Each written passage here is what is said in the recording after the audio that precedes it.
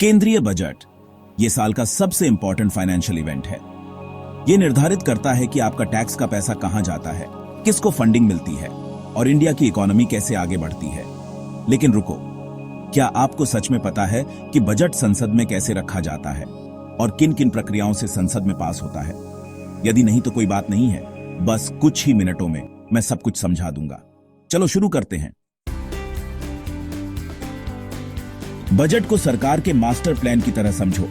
ये हमें बताता है कि इंडिया कितना और कैसे पैसा कमाएगी, कहां से और कितना उधार लेगी और अगले साल कैसे खर्च करेगी। और पता है क्या, ये बस कोई पेपर ही नहीं होता है, ये आपकी डेली लाइफ पर असर भी डालता है। आपके इनकम टैक्स रेट से लेकर नए हाईवेज तक, फ्री स्कूल मील से लेकर स्टार्टअप इंसेंटिव्स तक, सब कुछ बजट में होता है। यहां पर यह राजनीतिक हो जाता है। बजट को केवल संसद में अनाउंस ही नहीं किया जाता है, इसे संसद में विधायी प्रक्रिया से गुजरना भी पड़ता है।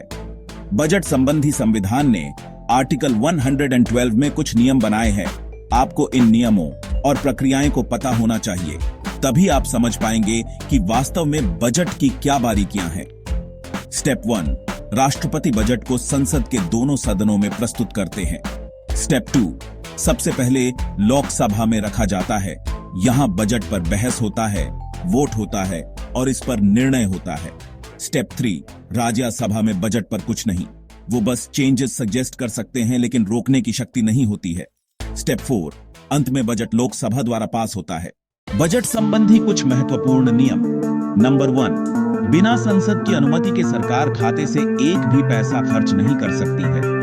नंबर 2, कोई नया कर नहीं लगाया जा सकता है जब तक कोई संसदीय कानून इसकी अनुमति न दे। नंबर 3, ये थोड़ा महत्वपूर्ण है कि संसद टैक्सेस को कम कर सकती है, नए कर लगा सकती है, लेकिन कर की दर की बढ़ा नहीं सकती।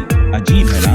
नंबर 4, बजट में दो तरह के खर्च होते हैं। चार्ज्ड एक्सपेंसेस जैसे राष्ट्रपति की सैलरी, जिस कोई वोटिंग नहीं होता है। दूसरे खर्चे जैसे सरकारी योजनाओं पर, इस पर बहस, चर्चा और वोट होता है। और नंबर 5, राज्यसभा के पास बजट पर अपनी प्रतिक्रिया देने के लिए सिर्फ 14 दिनों का समय होता है। उसके बाद उसका सुझाव कोई मायने नहीं रखता है,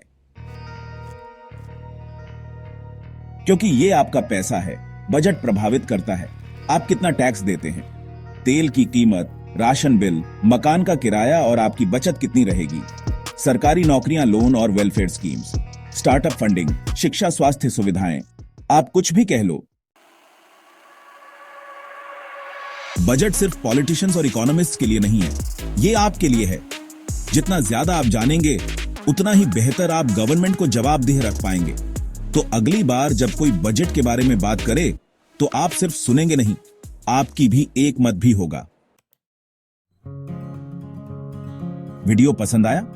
लाइक बटन दबा दो। फाइनेंस, पॉलिटिक्स और इकोनॉमी जानकारी के लिए सब्सक्राइब करें और बेल आइकॉन दबाएं। कोई क्वेश्चंस हैं? कमेंट्स में डाल दो।